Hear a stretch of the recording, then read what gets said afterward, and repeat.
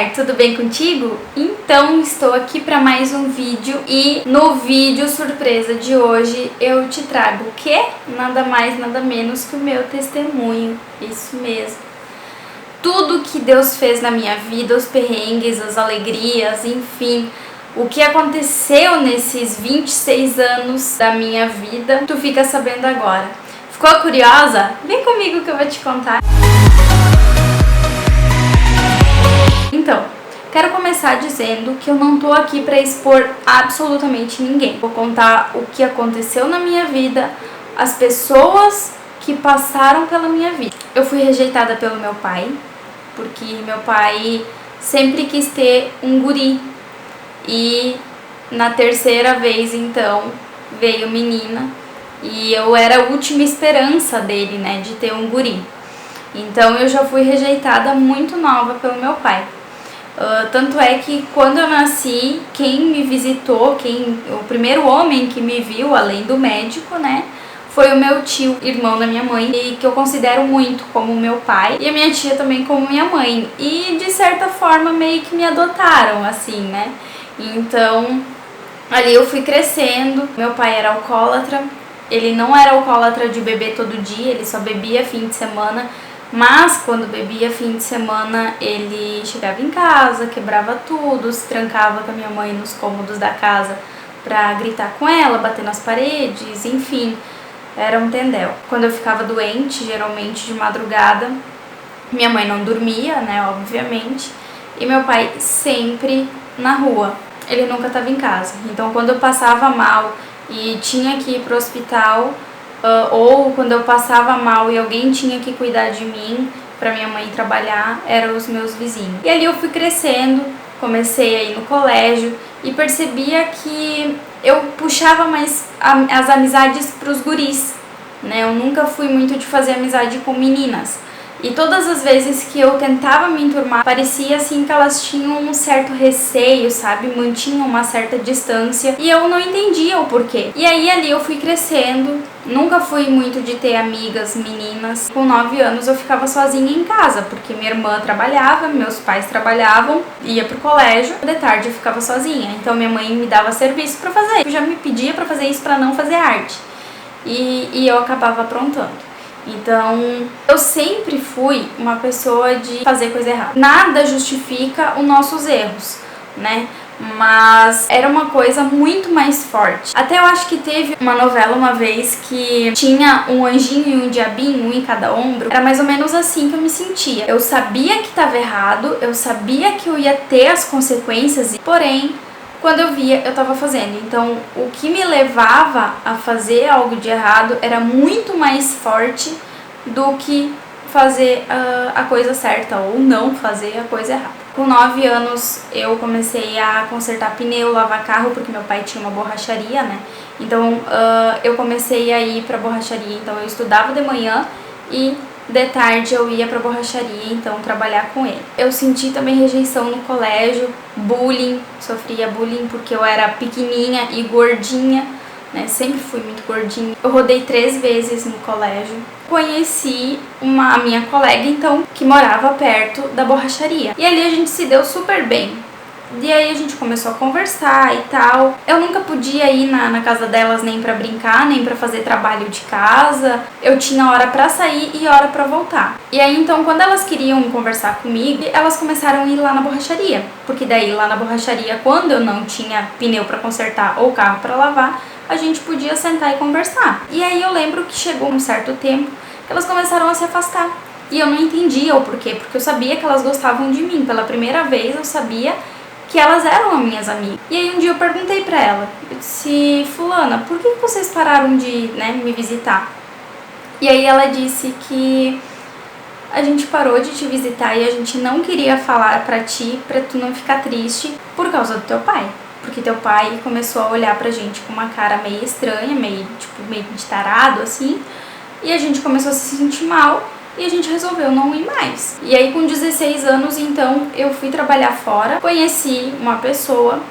Essa pessoa morou comigo 2 anos e meio, mais ou menos, a gente ficou junto. E aí, com 18 anos, chegou naquele ano e tudo desmoronou. A minha irmã estava grávida de gêmeos. eles eram da mesma bolsa e um faleceu.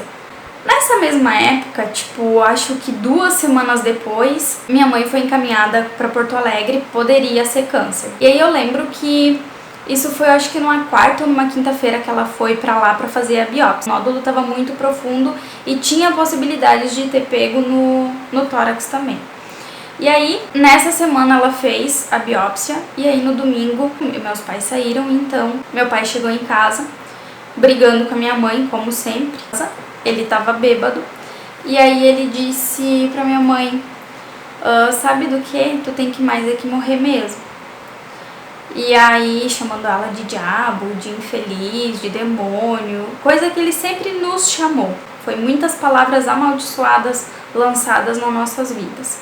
E eu fui uma das que mais pegou. Por isso que hoje eu entendo. Na quarta-feira, minha mãe foi para Porto Alegre, então, a minha irmã foi com ela. E aí, chegando lá, ela descobriu que tinha câncer, então, e era maligno. E poderia, como eu estava profundo, poderia correr o risco de pegar no tórax. E ali ela começou já as quimioterapia e a gente tentou esconder da minha irmã mais velha, né, pelo episódio que ela passou. E acabou que a gente não conseguiu, a gente teve que falar pra ela, mas graças a Deus ela conseguiu ganhar o B. O B tá aí, né, fazendo muita folia. Amor da vida da Dinda. Então a gente passou por isso. Meu pai, no momento que mais a gente precisava de apoio, no momento em que mais a minha mãe precisava de apoio, meu pai simplesmente foi embora. Ele começou, ele já traía há mais de 2 anos a minha mãe com essa pessoa que ele teve, não sei, enfim. Só que quando aconteceu esse negócio, meu pai resolveu não esconder mais.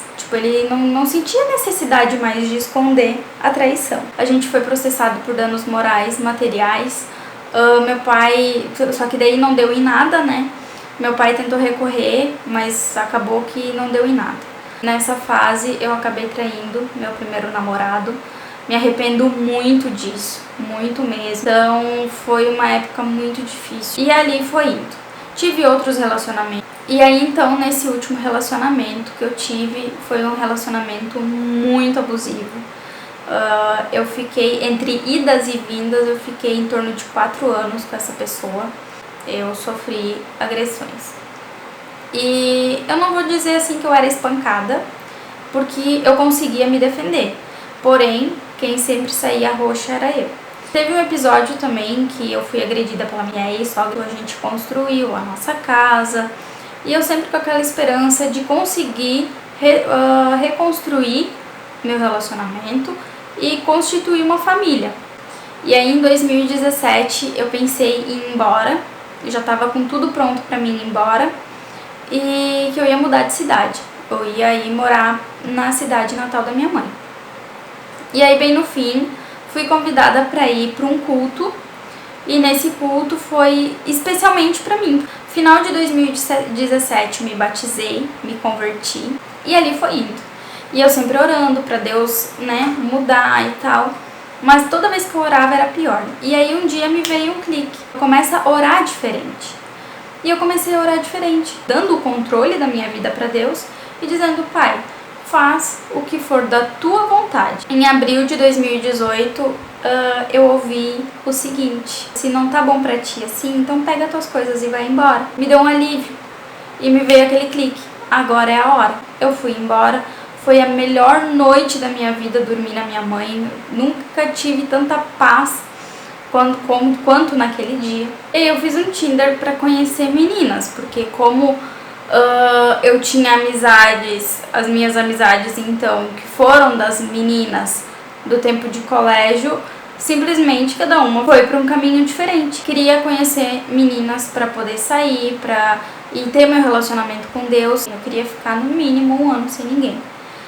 Mas como os planos de Deus não são os nossos planos, os planos dele são muito melhores que os nossos, e acabou que conheci meu marido pelo Tinder.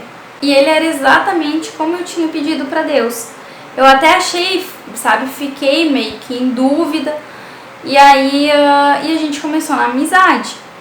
E aí ali foi indo que de amizade virou amor. Que bonitinho. E aí teve um dia que nós conversando assim, e a gente percebeu que além da nossa afinidade que a gente tinha um com o outro, e tipo, ele era exatamente como eu tinha pedido pra Deus, eu percebi que a minha cabeleireira e uma das minhas amigas, então, foi a primeira namorada dele, ele tocava na banda do meu tio, e eu não me lembro dele, e ele não lembra de mim. Então isso quando eu tinha uns 15 anos, né, nessa época mais ou menos. Então, para ver que Deus podia ter nos colocado um na vida do outro lá, mas resolveu colocar aqui. Foi que a gente foi ficando e tal. E aí 2 meses depois ele teve uma oportunidade de emprego em Joinville. E aí ele disse que ele só ia aceitar se eu fosse junto. E eu super apoiei ele a vir pra cá. Sabe, eu queria o bem dele, independentemente se a gente ia ficar junto, o que ia acontecer com a gente. Ele veio pra cá e ele ia ficar então 3 meses aqui pra ver como ia ser e tal. E eu ia encaminhar os papéis do casamento em Teutônia, onde a gente morava. Ele ia vir e nós ia casar, e aí eu ia vir com ele pra cá. Deu errado. Aí então eu resolvi vir e tentar encaminhar os papéis por aqui. Deu errado. A gente comprou a nossa casa, ele trabalhava numa empresa, e aí chegou um certo dia que ele resolveu parar. E a gente abriu a pizzaria. A gente começou a fazer mini pizza pra vender nas lojas, né, na rua. E então ele fazia o salgado, que era as mini pizza, e eu fazia os brigadeiros.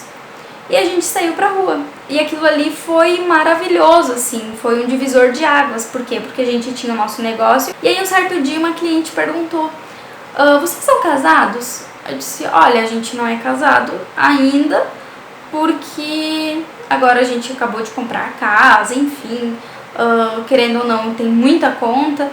E a gente não tem dinheiro no momento para casar, mas Deus sabe e vai vir no momento certo. Aí ela olhou pra mim assim, ela disse, tá, mas por que vocês não fazem uma rifa? Fazem uma rifa e vamos ver no que dá, né? Faz uma rifa que eu sou uma que ajudo. Daí eu olhei assim, será? Vou pensar, eu disse pra ela. E aí aquilo ali ficou martelando na minha cabeça. Cheguei em casa, comentei com o Thiago, ai, não sei. Orei, fiz a rifa, e aí no outro dia, antes de sair do carro para a primeira venda, eu pedi para Deus que se fosse para mim fazer essa rifa pra gente casar, então que eu ia vender, eu acho que coloquei 10 números. Bem no fim do dia eu acho que eu tinha vendido 15 ou 18 números. O valor da rifa pagou em torno de 80% do meu casamento. A gente casou só no civil. No próximo vídeo eu vou trazer a história do casamento, tá? Como foi meu casamento. Mas assim, foi simples, foi só no civil, mas foi maravilhoso. E eu ainda comentei com meu marido esses dias, eu me arrependo muito de não ter gravado um vlog, porque tinha ficado sensacional o negócio. Como diz a palavra de Deus, a gente tem que testemunhar o que Deus fez na nossa vida. Tu tendo Deus, o resto vai tudo se encaminhando. Não vou dizer que não terão altos e baixos, não tô dizendo isso. Às vezes a gente passa por perrengue, sim, a gente passa por perrengue, mas a gente tem fé e a gente sabe que por mais que a gente passe pelo perrengue, a gente consegue lá na frente contornar. Por quê? Porque Deus nos sustenta e Deus nos abençoa. Eu espero muito que tu tenha gostado desse vídeo. Eu amei trazer a minha história, a minha vida pra vocês. Espero muito que vocês tenham gostado. Já deixa teu like aí, te inscreve no canal, clica no sininho. Começa a me seguir lá no Instagram, que volta e meia eu tô com live, tô com conteúdo muito bacana, tô sempre por lá pra nós papear. Certo, mulher? Me deixa nos comentários aí o que tu achou do vídeo, me deixa sugestões de vídeo do que tu quer que eu traga por aqui, que eu trago com muito amor e carinho pra ti. Certo, mulher? Então eu te espero no próximo vídeo.